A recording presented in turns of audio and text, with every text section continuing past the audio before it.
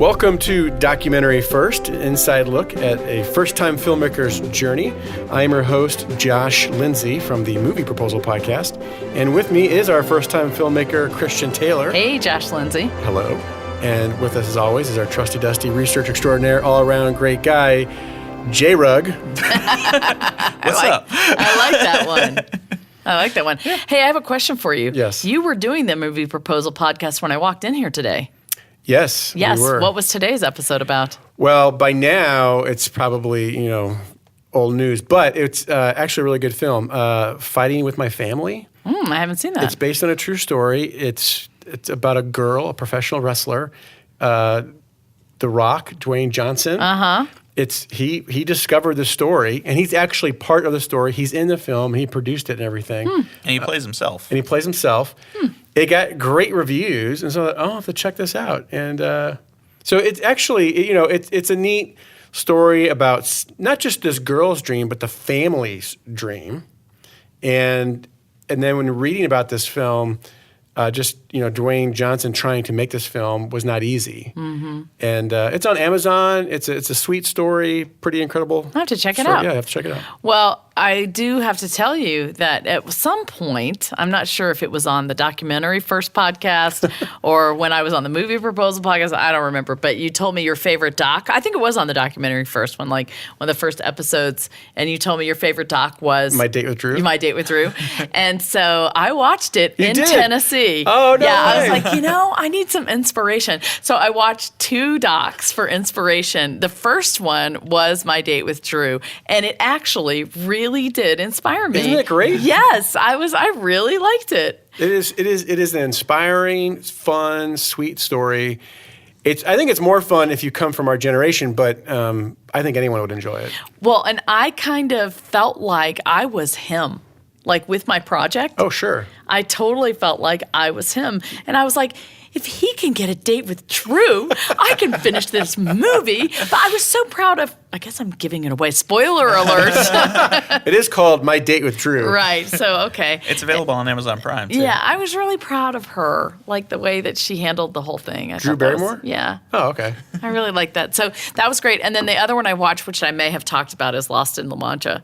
Oh, yeah, both of those films are filmmakers who just can't get their film made. Yeah. And that's what all stories are. It's like this challenge, this mountain they got to climb, and they keep getting knocked down, right? Exactly. I mean, if I could do a documentary on this documentary, seriously, so many people have been like, it's more interesting behind the scenes. It really, I wouldn't say it's more interesting, but it is definitely interesting behind. It is fascinating to hear just how things have come together, and then obstacles you face, and then how you overcame them, or something just happened, or a prayer was answered, or someone just showed up, or what. Just pretty amazing stuff. Yeah, and the people I randomly met, and Right. it just goes on and on and on. The whole reason I started this podcast is because I needed to keep track of everything, and I'm terrible at writing them down. So I was like, but think of all the stuff that you did not have, did not know, and you went anyway.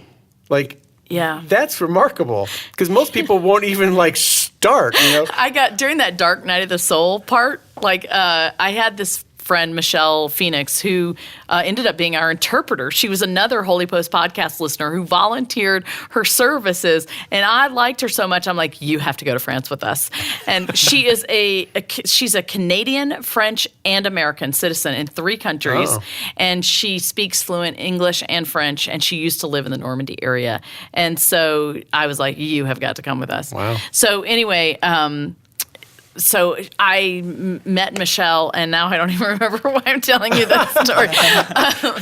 You had said to me... Well, I actually, I don't remember either, but... Jason, this is what you're here for. What was I talking about? I was telling the story about people who I had met.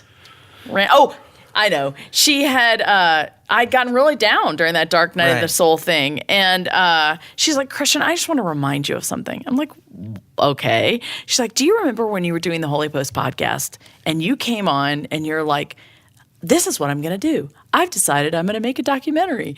And Phil Vischer looked at you and said, do you know how to do that? And I said, no, but I can figure it out. And he's like, well, that's very plucky. Or you have a lot of pluck. And I was like, that really happened? She's like, yes, just remember, you have a lot of pluck. And I was like, there have been so many people that have come back and like said things to me during the hardest times that I have been like, wow, thank you, because that has kept me going. Yeah. That's awesome. Yeah. All right. So so you've come a long way, baby. All right. So that's for sure. And on this podcast too. So assembly, edit, Killed Our Babies, finishing touches, color, sound, credits. The film is like near completion. Like, seriously, we're in labor right now. We're in labor. But we are like 5 centimeters dilated right now. All right. I'm glad you're saying those things, not me. So what's happening We're in the next? hospital. All right. And so right now, people will be listening to this who knows when, but I'm going to say the date. Today is May 16th. May 16th. 2019. Our first screening is May 24th, 2019 in Normandy. And our picture lock was like last Friday. And so after picture lock is when score, sound effects and sound mixing and color grading and credits are all turned in. And so they're due at the end of the day tomorrow. And then from there, my partner, Terry Junn, has been connecting all of the proxies to all the raw files so that Corey Lillard can color. And then once everybody is done, Terry will take it and put it together like a quilt. And he will layer everything and put it all in one big file. And then he has to master it into QuickTime files or a DCP file, which is the file that theaters use mostly now. And then he will have to upload it to a cloud service, which could take like a day. And then they have to download it where they are, which could take another day. And you have to hope that nothing goes wrong in all of that process. Oh, yeah. So because you are headed to France. Yeah, so I'm headed to France on Tuesday, May 21st. Okay, so today's Thursday, so 4 days from now. Yeah. Right? And then you're going to screen this on the 24th, you said? Yeah, so how are they going to, so you're talking about the upload, the download, like what are they going to view this, what format are they going to view this in? Great question. So we always have to ask that, where are you going to show it? How are you going to show it? What equipment are you going to use? What's the sound going to be like? How big is the theater?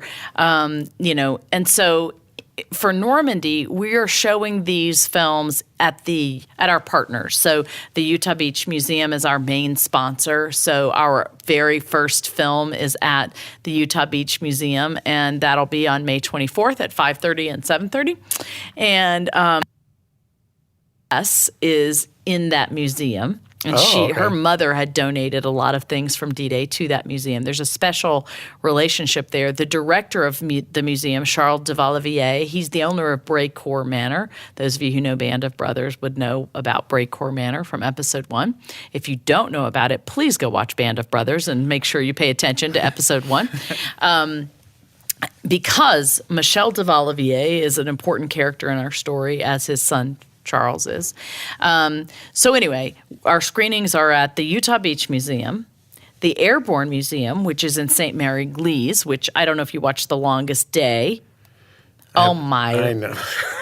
Lord, Josh Lindsay, you're supposed to be a movie lover. You do have this movie proposal podcast thing, all right. You have not watched The Longest Day?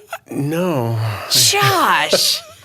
Shame on you. Okay, I'm sorry. How about you, Jason? Please tell me you've watched The Longest Day. He has an excuse. He's like 12 years old or something like that. So I don't have an excuse. Okay, The Longest Day is 1952, I think. I don't know. Our research extraordinaire has to look it up. Are you sure? According to IMDb. 1962, that's a lot later than I thought. I'm sure it was filmed in the 50s and then it was finally done in the 60s. But and it's got everybody who was anybody who was in acting in the 50s and 60s. It's like Band of Brothers, who also has. Did you know Band of Brothers has Jimmy Stewart? No, Jimmy Stewart. I know, here's Jimmy Fallon. Yeah, Jimmy Fallon. Which I've seen the Band of Brothers. I love it. Jimmy Fallon threw me for a loop when he showed up. I know, he did. And Ted Danson. Wait a minute, I didn't know that. Ted Danson's in Band of Brothers? No. He's in Saving Private Ryan. Sorry. I didn't know that either. Yeah, no, he threw me for a loop in that one. But anyhow, sorry. Oh, how funny. A little movie of trivia there. Yeah, so Longest Day, put that on your list. Okay. The Longest Day is the story of the airborne landings in the Normandy region. And the town that's featured in that film is St. Mary Glees. And in that film, one of the paratroopers, who's played by Red Buttons, do you know who that actor is? Yes. His parachute was stuck on the steeple of the church. And so at the time, the reason it was so awful was that this town was occupied by Germans. And that night, the night of June 6th, there was a huge fire in the town. There was a house that was right on the town square, huge fire. And so the only way they had to put out fires in those days was a Bucket. bucket brigade. Okay. And so the bucket brigade is out there, and the German soldiers are overseeing this bucket brigade, and they're trying to put out this fire. Yes, do you have something to say? 5 minutes. Oh, 5 minutes. That's our 5-minute warning. That's our trusty, dusty guy telling us what's going on. So anyway, so the Germans are just in the middle of the square with their guns when these paratroopers come landing in the middle of the square. So they're picking them off like, clay pigeons. And so John Steele, who is the actual paratrooper of the 505th Infantry Regiment of the 82nd Airborne out of Fort Bragg, North Carolina. That is a mouthful. It is. Do you know what's interesting about the French people? Every time they talk about a veteran, they always tell you what unit they're from and what, platoon. Wow. They know them. And that's something I learned. So anyway, he's with the 505 Parachute Infantry Regiment of the 82nd Airborne. And so John Steele gets stuck up there. He gets shot in the leg. He doesn't die, but he plays dead. Eventually the Germans pull him into the church, and they can't kill him inside the church. Somehow he escapes. I think they let him go. And so he lives. He's still alive. He comes back in 1962. But this film, The Longest Day, chronicles that event and sort of everything that happened around it. So, and it was the first, I would say, the first time Americans had any notion of what happened in Normandy or what was going on over there. Yes, radio broadcasts they were broadcasting, but then Life magazine went over there because Theodore Roosevelt Jr. landed on Utah Beach, which is in St. Marie du Mont, where our film takes place. He landed on the beach at Utah Beach, and it wasn't where they were supposed to land, but he said a famous line, "We'll start the war from here." And so they started the war from Utah Beach, and a few weeks later, he died of a heart attack. Wow. And so the first temporary cemeteries were in St. Mary Glees. So Theodore Roosevelt Jr. was buried in the temporary cemetery. And at his funeral, Theodore Roosevelt Jr.'s wife and son went over, and Life magazine was there. And they asked to see his grave. Well, Simone Renaud, the mayor's wife, spoke English and had been tending the graves. So she took them there, and she was tending his grave that day, and they got a picture of it. And it was on the cover of the August 7th, 1944. So a month later, Life magazine had an episode that came out, and she was not on the cover. She was on the inside. And American mothers saw this, and they began writing the mayor of St. Mary Glees asking if you could find my son. Oh. And so that was the first time America learned that the French cared. The second time they really paid attention was when The Longest Day came out, and it began to tell the story of what happened in Normandy. And that was sort of the beginning of this myth of St. Mary Glees is the most famous town there. But there are many others that had just as compelling stories. Okay, we're getting to the end. Oh, yeah, I'm so sorry. I kind of went way that's all right. off course. But I have a question I want to ask you. So you've got screenings coming up in a matter of days. Yes. Oh, the Airborne Museum. That's how we got there.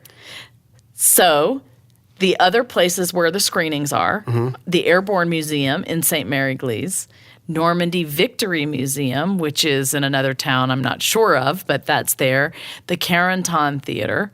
And so all of those places they don't have a regular movie setup, so they need QuickTime files. Okay. The There's a museum called the D-Day Experience, another partner in St. Côme-du-Mont, where Dead Man's Corner is, and they just installed a 200-seat state-of-the-art theater, and they want a DCP file, which is a big, full-on movie file.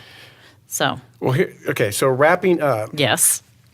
You're going to show this to people for the first time. Yes. This has been going on for 2 years. Yes. Like, how are you gonna be? Like, emotionally, physically? Are you gonna sit up front? Are you gonna stay in the back pacing? Are you gonna be throwing up? Like, what?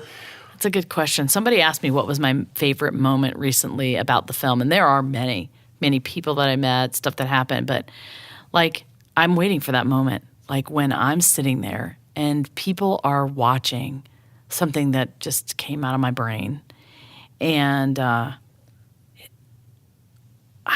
I just start crying thinking about it. Like, first of all, I wanted to get branded Kleenex. That's like the Girl Who Wore Freedom Kleenex packets to hand out to people. What? I got you now. All right. Yeah, because they're going to need it. Yeah. Like, it's very moving. And I can't wait to see how they react. Like, if they laugh at the right places or cry at the right places, I don't know what I'll do. Well, we'll find out on the next podcast, won't we? Yeah, we will. But I won't be back I guess by the time everybody's listened to this episode, I will be back. I'll be back on June 21st. And, we will have live streamed from there, so you can watch us on social media. Okay. If you donate $25 or more, you'll be able to watch the rough cut.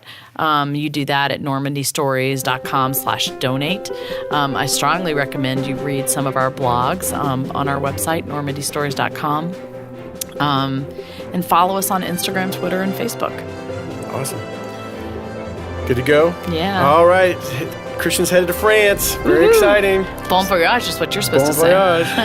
Well, thanks everyone for listening to Documentary First, where we believe everyone has a story to tell, and you can be the one to tell it. You sure can. Bye, everybody.